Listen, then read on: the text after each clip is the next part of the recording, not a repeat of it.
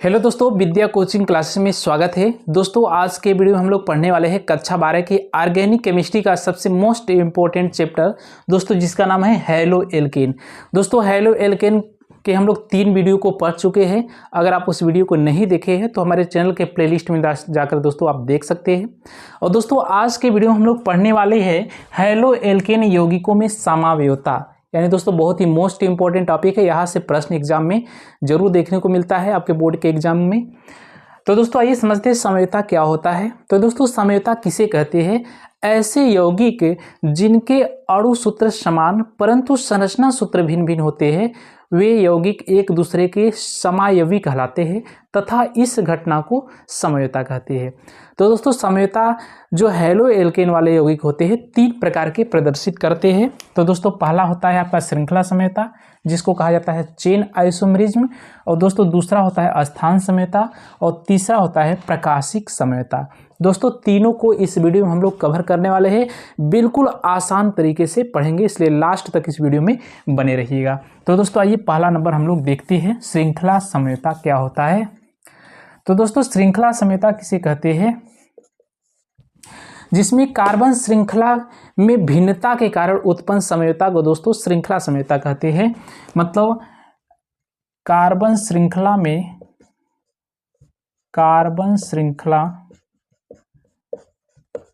भिन्नता के कारण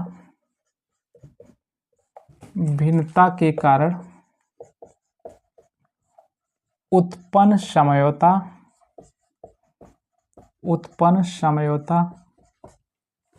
श्रृंखला समवयवता कहलाती है। श्रृंखला समवयवता कहलाती है। बहुत ही शार्ट में दोस्तों डिफिनेशन लिखवाए हैं। एंड दोस्तों इससे पहले यह भी जोड़ सकते हैं कि ऐसे यौगिक जिनके अणु सूत्र समान होते हैं लेकिन कार्बन श्रृंखला में भिन्नता के कारण उत्पन्न समवयवता को क्या कहेंगे? श्रृंखला समवयवता कहते हैं। तो दोस्तों आइए विभिन्न यौगिकों का हम लोग श्रृंखला समवयवता को बनाते हैं। तो दोस्तों जैसे एग्जाम्पल में आइए समझते हैं। जैसे दोस्तों आपका पहला नंबर एग्जाम्पल लेते हैं, आपका जैसे है C4H9Cl, यानी दोस्तों अणु सूत्र के रूप में यह है। तो आपका दोस्तों क्या हो जाएगा? अणु सूत्र C4H9 और Cl का हमें श्रृंखला समवयवता बनाना है। तो दोस्तों इसके लिए क्या करेंगे, सबसे पहले आइए समझते हैं। बनाने का सबसे बिल्कुल आसान तरीका कैसे है दोस्तों उसको ही बताएंगे। इसमें दोस्तों कितने कार्बन है? 4 कार्बन है।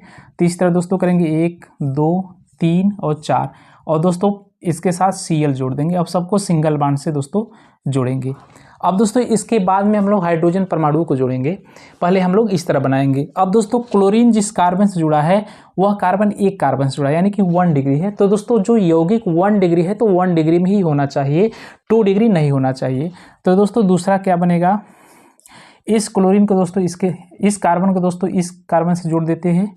तो इस तरह दोस्तों हो जाएगा। अभी भी दोस्तों यह जो क्लोरीन है जिस कार्बन से जुड़ा है वह एक ही कार्बन से जुड़ा है, यानी कि 1 डिग्री ही है। लेकिन दोस्तों जैसे ही अगर इसको इस कार्बन से जोड़ेंगे तो क्लोरीन जिस कार्बन से जुड़ेगा, यानी दोस्तों आपका जो तीसरा अगर बनाना चाहे तो 1 2 और 3, दोस्तों अगर इस तरह बनाएंगे तो क्लोरीन जिस कार्बन से जुड़ा है वह कार्बन इधर भी एक कार्बन से जुड़ा है, इधर भी एक कार्बन, 2 डिग्री हो गया। तो 2 डिग्री दोस्तों नहीं होना चाहिए, यानी कि 1 डिग्री होना चाहिए। तो दोस्तों इस यौगिक का केवल 2 ही बनेगा। अब दोस्तों हाइड्रोजन जोड़ेंगे कैसे? अब कार्बन का संयोजकता कितना होता है? 4 होता है। तो दोस्तों एक सिंगल बॉन्ड और 3 हाइड्रोजन जोड़ देंगे, 3 1 4 हो गया बैलेंस। इसी तरह इस कार्बन के दोस्तों 2 बॉन्ड है, तो 2 बॉन्ड है तो 4 होने के लिए कितना हाइड्रोजन जोड़ेंगे? 2 हाइड्रोजन, 2 हाइड्रोजन और 2 बॉन्ड, 4 हो गया। यहाँ भी 2 बॉन्ड है तो 2 हाइड्रोजन जोड़ेंगे, यहाँ भी 2 बॉन्ड है तो दोस्तों 2 हाइड्रोजन जोड़ेंगे। अब दोस्तों इसी तरह इस कार्बन में भी क्या है? 1 बॉन्ड है, तो यहाँ पर दोस्तों 1 बॉन्ड है तो 3 हाइड्रोजन जोड़ेंगे। जहाँ 1 बॉन्ड रहेगा तो 3 हाइड्रोजन, 3 1 4। यहाँ भी 1 बॉन्ड है तो यहाँ पर 3 हाइड्रोजन जोड़ेंगे। यहाँ पर दोस्तों इस कार्बन के पास 1 2 और 3 बॉन्ड है, तो दोस्तों 3 बॉन्ड है तो 1 हाइड्रोजन जोड़ना पड़ेगा। तो 4 हो गया, 3 1 4। यहाँ भी दोस्तों 1 1 2 है, तो यहाँ पर दोस्तों CH2 हो जाएगा। तो पहले का दोस्तों नाम क्या हो जाएगा? 1 1 2 3 4, यानी दोस्तों 4 के लिए साधारण नाम अगर लिखना चाहे तो 4 के लिए दोस्तों होता है ब्यूटिल, और Cl का मतलब दोस्तों होता है क्लोराइड, ब्यूटिल क्लोराइड। और इसका दोस्तों IPAC नाम हो जाएगा क्लोरोब्यूटेन। इसका आईयूपीएसी नाम दोस्तों क्या हो जाएगा, क्लोरोब्यूटेन हो जाएगा। और इसी तरह दोस्तों इसका भी अगर नाम लिखना चाहे 1 2 3 तो आइसो रूप का है, तो दोस्तों इसका नाम हो जाएगा आइसो। और कितने हैं, 1 2 3 4 कार्बन है, तो 4 के लिए हो जाएगा ब्यूटिल और क्लोराइड। अब दोस्तों इसका आईपीएसी नाम दोस्तों कैसे लिखेंगे, अब क्लोरीन जहां पर है वहां से नंबरिंग करेंगे 1 2 3, तो दोस्तों 1 क्लोरो, और दूसरे पर दोस्तों मेथिल है 1 2 और 3, दूसरे पर मेथिल है तो दोस्तों हो जाएगा 2 मेथिल। और कितने कार्बन है, 1 2 3 कार्बन, 3 कार्बन का मतलब होता है प्रोप में एन जोड़ देंगे दोस्तों, आपका क्या हो जाएगा, प्रोपेन हो जाएगा। 1 क्लोरो 2 मेथिल प्रोपेन हो जाएगा, ये आपका आईयूपीएसी नाम हो जाएगा। तो आई होप कि आपको ये समझ में आ गया होगा। अब दोस्तों अब आइए दूसरे एग्जाम्पल को करते हैं। एग्जाम्पल नंबर 1 फर्स्ट था, सेकेंड एग्जाम्पल यहाँ करते हैं दोस्तों। जैसे लेते हैं सेकेंड एग्जाम्पल, अणुसूत्र दोस्तों हो जाएगा C5H11Cl। इसका दोस्तों हमें बनाना है श्रृंखला समयोता। तो श्रृंखला समयोता बनाने के लिए सेम उसी तरह दोस्तों हम लोग फॉलो करेंगे। तो पहला नंबर दोस्तों क्या करेंगे, कितने कार्बन है, 5 है, तो 1 2 3 4 और 5, एक Cl जोड़ देंगे। अब दोस्तों सबको सिंगल बॉन्ड में जोड़ देंगे, जोड़ दिए। अब दोस्तों क्या करना है, 1 डिग्री है तो 1 डिग्री ही बना रहना चाहिए। इस कार्बन को दोस्तों इस कार्बन से जोड़ देते हैं, तो 1 2 3 इस तरह दोस्तों हो जाएगा। अब दोस्तों तीसरा नंबर, इस कार्बन को इस कार्बन से जोड़ते हैं, ये भी दोस्तों 1 डिग्री ही अभी है। अब चौथा नंबर दोस्तों क्या करेंगे, इस कार्बन को भी यहाँ पे जोड़ देते हैं, मतलब कार्बन की श्रृंखला को दोस्तों इधर उधर करना है। तो दोस्तों इसमें कितना बनेगा, 4 बनेगा। दोस्तों यहाँ पर भी चेक करेंगे 1 डिग्री। क्लोरीन जिस कार्बन से दोस्तों जुड़ा हुआ है वह कार्बन एक ही कार्बन से 1 डिग्री है, ये भी। और क्लोरीन जिस कार्बन से जुड़ा है ये भी एक कार्बन से, क्लोरीन जिस कार्बन से जुड़ा है वो भी एक कार्बन से, ये भी एक कार्बन से, यानी कि 1 डिग्री सभी है। तो 1 डिग्री है दोस्तों, तो 1 डिग्री ही होना चाहिए।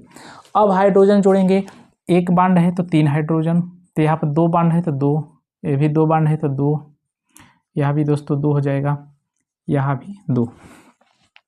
सेम यहाँ भी दोस्तों कितना हो जाएगा, 3 हो जाएगा। 1 बांड है तो 3 हाइड्रोजन, और 1 2 3 बांड पहले से है तो 1 हाइड्रोजन, यहाँ भी 2 हो जाएगा, और यहाँ भी 2, यहाँ भी दोस्तों 3 हो जाएगा, यहाँ भी 3, और यहाँ पर भी दोस्तों 2 हो जाएगा। और यहाँ पर 1 2 3 बांड है तो 1 हाइड्रोजन, यहाँ भी 2। तो इतना पॉइंट समझ में आ गया होगा। यहाँ भी दोस्तों 1 सिंगल बांड है तो 3 हाइड्रोजन, यहाँ भी 3 हो जाएगा, यहाँ भी 3। और इस कार्बन के लिए दोस्तों 1 2 3 4 बांड पहले से, यानी कि 4 बैलेंस पूरा है, एक भी नहीं रहेगा। यहाँ पे 1 2 बांड है तो दोस्तों कितना होगा, 2 हाइड्रोजन। तो अब दोस्तों कितना बन जाएगा, 4 इसका बन जाएगा श्रृंखला समयोता। तो दोस्तों जल्दी से स्क्रीनशॉट ले लीजिए। आई होप कि आपको ये समझ में आ गया होगा। अब दोस्तों आइए देखते हैं, दूसरा नंबर है आपका अस्थान समयोता। अस्थान या स्थिति समयोता, इसी को दोस्तों कहा जाता है पोजीशन आइसोमेरिज्म इंग्लिश में कहते हैं। तो दोस्तों इसमें करना क्या है कि जो हैलोजन परमाणु है उसकी स्थान में भिन्नता करना है, यानी दोस्तों कार्बन श्रृंखला को परिवर्तित इसमें नहीं करना है। बहुत ही सिंपल है दोस्तों। जैसे क्या करेंगे, इसको दोस्तों लिख सकते हैं कि हैलोजन परमाणुओं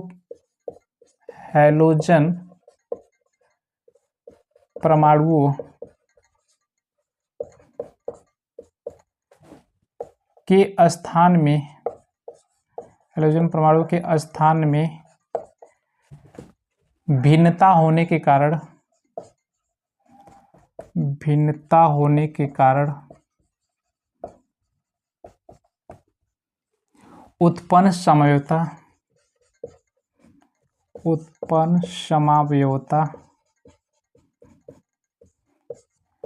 अस्थान समयोता कहलाता है।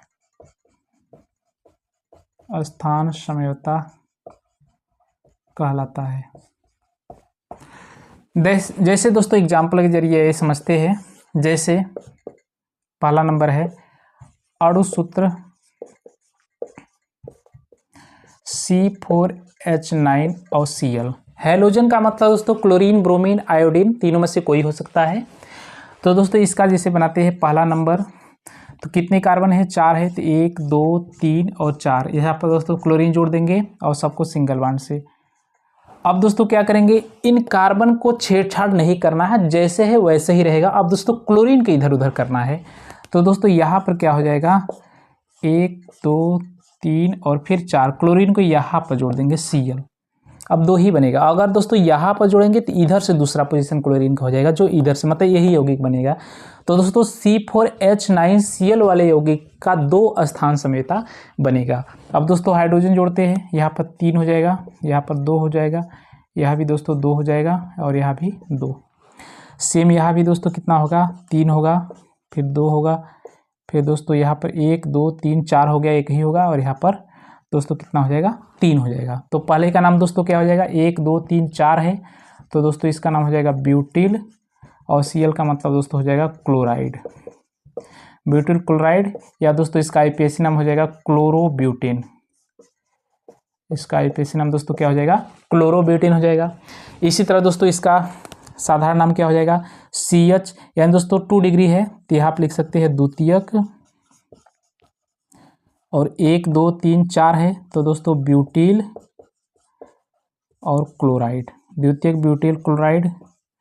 और आईपीएसी नाम दोस्तों नंबरिंग करेंगे, जिधर से क्लोरीन नज़दीक होता है, तो 1 2 3 4, यानी दूसरे क्लोरीन है, तो दोस्तों हो जाएगा 2 क्लोरो, और 4 के लिए दोस्तों होता है ब्यूटेन, 2 क्लोरो ब्यूटेन हो जाएगा। बहुत ही सिंपल है दोस्तों। अब दोस्तों आइए दूसरे एग्जाम्पल को समझते हैं। जैसे दिया हुआ है दोस्तों अणुसूत्र C5H11Cl का दोस्तों दिया हुआ है, इसका हमें बनाना है स्थान समयोता। तो दोस्तों पहला नंबर क्या बनेगा दोस्तों, कितने कार्बन है, 5 है, 1 2 3 4 और 5, सबको सिंगल बॉन्ड से जोड़ेंगे और Cl जोड़ेंगे। अब दोस्तों कार्बन को इधर उधर नहीं करना है, अब Cl को इधर उधर करना है। तो दोस्तों सेकेंड नंबर हो जाएगा 1 2 3 4 फिर 5, Cl को यहाँ जोड़ देंगे। और तीसरा नंबर दोस्तों हो जाएगा 1 2 3 4 5 कार्बन है, अब दोस्तों यहाँ पर Cl जोड़ देंगे। तो दोस्तों इधर से कितना है, 1 2 तीसरे स्थान पर, इधर से भी तीसरे स्थान पर। अब दोस्तों क्या करेंगे, अगर Cl को दोस्तों यहाँ से यहाँ करेंगे तो इधर से दूसरा नंबर पर हो जाएगा, जो कि हो चुका है, तो इधर से दूसरा नंबर पर। नाम दोस्तों अलग होना चाहिए, अगर नाम अलग हो जाएगा तो आपका यौगिक सही है, लेकिन दोस्तों अगर यहाँ पर जोड़ के नाम लिखेंगे तो जो दूसरे वाले का आएगा वही जो इसके बाद बनाएंगे उसका आएगा। तो आई होप कि समझ में आ गया होगा। अब दोस्तों हाइड्रोजन को जोड़ते हैं, तो यहाँ पर 3 हाइड्रोजन, 3 और एक सिंगल बॉन्ड, 4 रिक्ता हो गया, यहाँ पर 2, यहाँ भी 2 और यहाँ भी 2 दोस्तों, यहाँ भी 2। सेम यहाँ पर 3 हो जाएगा, यहाँ पर 2 हाइड्रोजन, 2 हाइड्रोजन, 1 हाइड्रोजन और फिर दोस्तों यहाँ पर 3 हो जाएगा, यहाँ भी 3 हाइड्रोजन, यहाँ पर 2 हो जाएगा, यहाँ पर 1, यहाँ पर 2 और यहाँ पर 3। तो दोस्तों इसका C अणुसूत्र C5H11Cl वाले यौगिकों में 3 स्थान समयोता बनेगा। तो पहले का दोस्तों आईपीएसी नाम अगर लिखेंगे तो 1 2 3 4 5 हो जाएगा। तो क्लोरो और 5 के लिए दोस्तों होता है पेंटेन, क्लोरोपेंटेन हो जाएगा या पेंटिल क्लोराइड हो जाएगा। और दोस्तों ये दूसरे पर है तो 2 क्लोरोपेंटेन हो जाएगा। और दोस्तों इसका नाम 1 2 तीसरे पर है तो 3 क्लोरोपेंटेन हो जाएगा। तो आई होप कि दोस्तों आपको ये समझ में आ गया होगा। तो दोस्तों जल्दी से स्क्रीनशॉट ले लीजिए, फिर आगे हम लोग देखते हैं अगला समयोता को। अब दोस्तों आइए तीसरा नंबर जो समयोता है आपका प्रकाशिक समयोता, इसी को दोस्तों कहा जाता है ऑप्टिकल आइसोमेरिज्म। तो दोस्तों ऑप्टिकल आइसोमेरिज्म यानी प्रकाशिक समयोता ऐसे यौगिक प्रदर्शित करते हैं जिस यौगिक में असममित कार्बन उपस्थित होता है, वही प्रकाशिक समयोता को प्रदर्शित करता है। यानी कि दोस्तों इसको लिख सकते हैं जिन यौगिकों में असममित कार्बन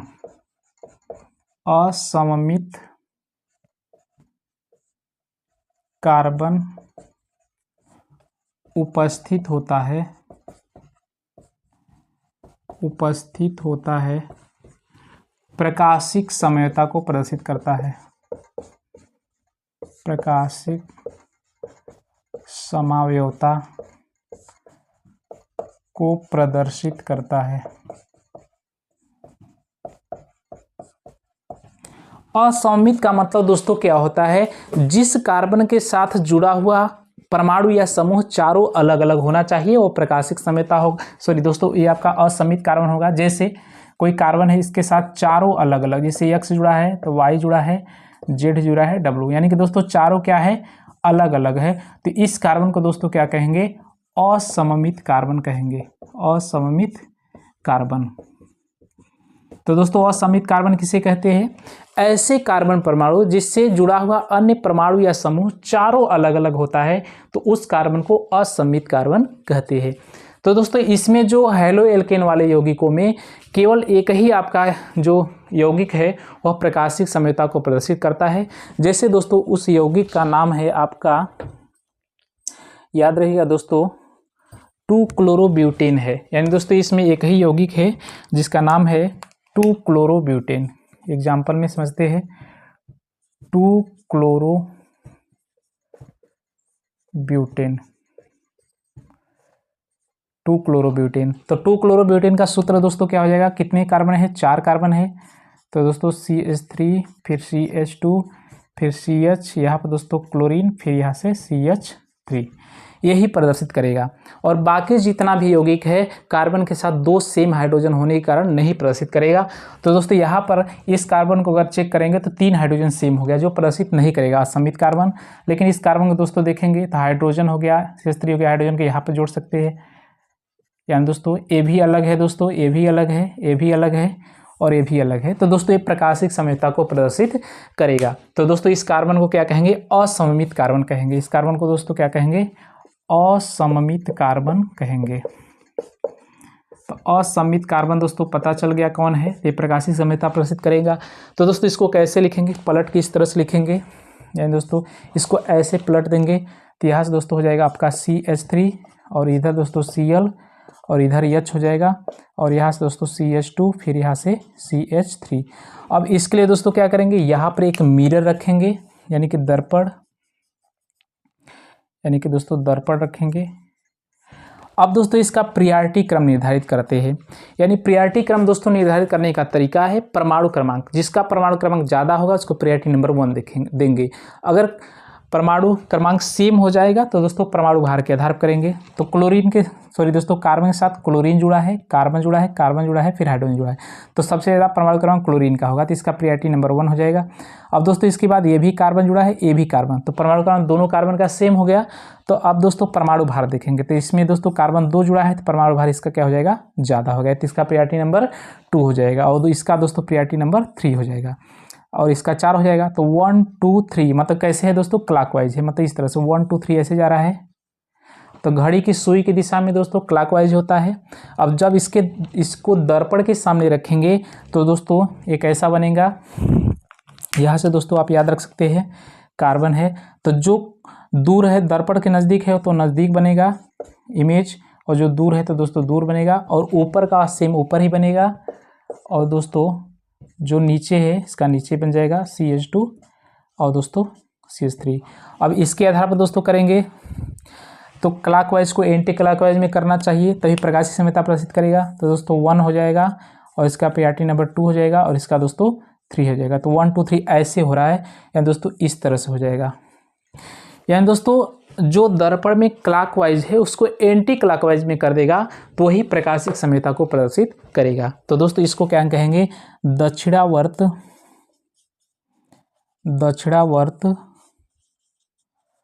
ध्रुवण घूर्णक।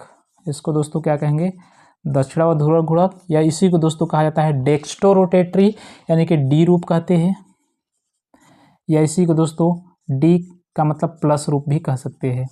और इसी तरह दोस्तों इसका जो हो जाएगा आपका वामावर्त ध्रुवण घूर्णक, या दोस्तों इसी को कहते हैं एल रूप, या इसी को दोस्तों एल का मतलब माइनस रूप भी कहते हैं। तो दोस्तों आई होप कि आपको ये समझ में आ गया होगा तीनों समयता क्या होता है। तो जल्दी से स्क्रीनशॉट ले लीजिए। तो दोस्तों आज की वीडियो हम लोग हैलो एल्केन वाले यौगिकों में कितने प्रकार की समयता को प्रदर्शित करता है? तो दोस्तों श्रृंखला समयता, स्थान समयता और प्रकाशिक समयता, और तीनों को दोस्तों हम लोग डिटेल से देखें। और दोस्तों इसी तरह के वीडियो को पाने के लिए हमारे चैनल को लाइक, सब्सक्राइब, शेयर जरूर कीजिएगा। फिर मिलते हैं नेक्स्ट वीडियो में नेक्स्ट टॉपिक को लेकर के। तब तक के लिए धन्यवाद।